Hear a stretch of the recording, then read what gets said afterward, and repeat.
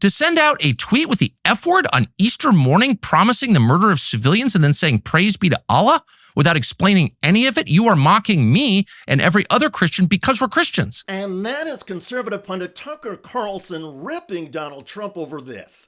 Tuesday will be Power Plant Day and Bridge Day, all wrapped up in one in Iran. There will be nothing like it. Open the straight, you crazy bastards, or you'll be living in hell. Just watch. Praise be to Allah. President Donald J. Trump.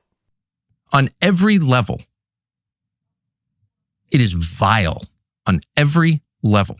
It begins with a promise to use the U.S. military, our military, to destroy civilian infrastructure in another country, which is to say to commit a war crime, a moral crime against the people of the country, whose welfare, by the way, was one of the reasons we supposedly went into this war in the first place. They're being killed by their government. We have to rescue them. And now here's our president, not even a month and a half into the conflict, which we are not winning, by the way, because the Straits of Hormuz are not open. If there's one way to keep track, that's the measurement. Saying that we're going to use our military to kill the civilians of this country who didn't choose the war. They got nothing to do with it. They're like civilians everywhere. In his scathing monologue, Carlson noted that Trump's pledge to attack civilian power plants would cause widespread electricity outages. Iran is a modern country. What happens when it loses power? Well, people die. Babies connected to incubators die. People in hospitals die. And those are the first level effects. And then people begin to starve. And then you have refugee crises. People leave the cities looking for food. And yes, they move into other countries. In the region, in Europe, in the United States, you cause chaos and death, mass suffering and death when you do that. Carlson's diatribe underscores the growing split inside Trump's MAGA coalition, pitting foreign policy hawks against isolationists. Trump returned to power on a promise to put America first and pledged to end endless foreign wars. But Trump's attack on Iran has unsettled isolationists like Carlson, a previous Trump supporter. And now Carlson is slamming Trump and declaring Trump's policy immoral. God's law, killing non-combatants, people who did nothing wrong, who didn't choose this war, who were just people created by God. That is immoral. That will never be moral. That can never be justified. That is always wrong. And the point, of course, is to get the Iranians to open the Strait of Hormuz. Well, no sane person thinks that's going to work. At which point you have to ask, why would we do it anyway? Well, there are a bunch of possible reasons, but the darkest of all is for the sake of doing it. For the sake of killing, for the sake of exercising the most obvious form of power, which is extinguishing life. That's why we're doing it. The thrill is in the killing.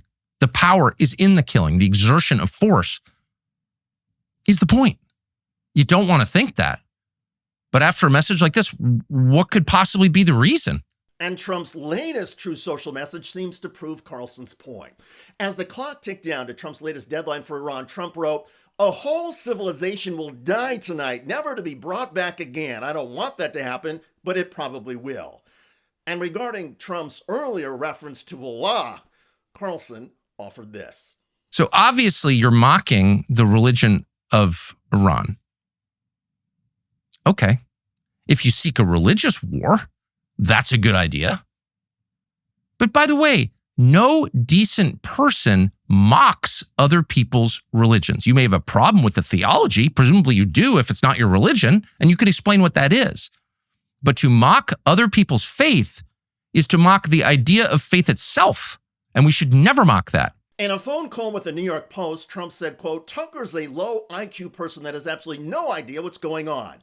He calls me all the time. I don't respond to his calls. I don't deal with him. I like dealing with smart people, not fools."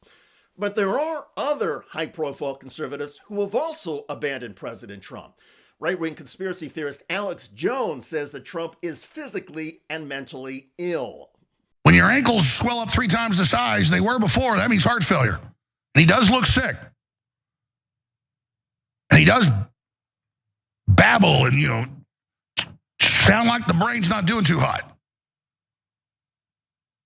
And so we just cut bait on Trump and we just mobilize against the Democrats. This is not funny. This is not good. But he's gone. Former Congresswoman Marjorie Taylor Greene also supported Trump in 2024, but over the last 6 months, Greene's criticism of Trump has been intensifying. And in response to Trump's Easter Sunday threats to Iran, Greene highlighted Trump's message and wrote, "On Easter morning, this is what President Trump posted.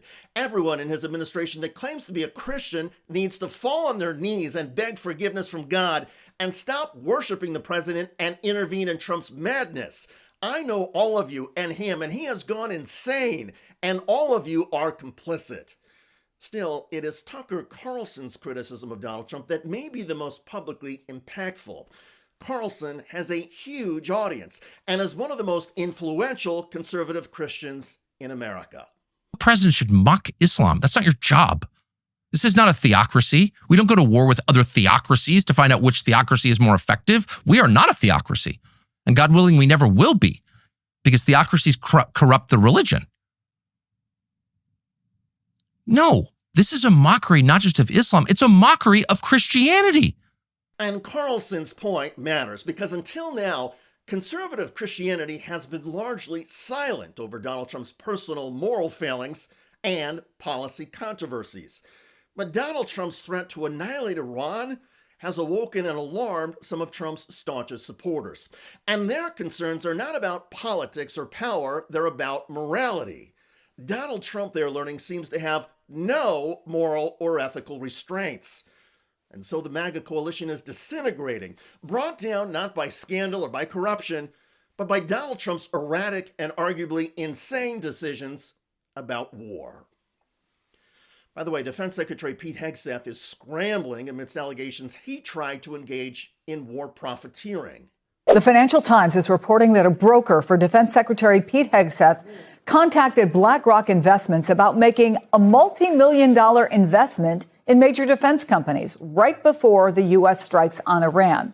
That's according to 3 people familiar with the matter. The report says that the investment, which did not go through, would have involved massive defense contractors for the U.S. government. Well, I can tell you the first byline on that story is Paul Murphy, who's the FT's investigations editor, someone who I've known and worked with. I first worked with him more than 30 years ago at the Daily Telegraph here in London. He is one of the best journalists I have ever worked with. And so I think there's probably more to this story than the White House and the US Secretary Defense Department is saying. Check out that video at the link below. It generated a lot of comments on YouTube. One of the most popular from May Ponga wrote, "They sacrifice other lives for money. Disgusting." I hear you. I look forward to reading your comments about Tucker Carlson turning on Donald Trump as the MAGA movement implodes. I'm David Shuster. Thanks for joining us.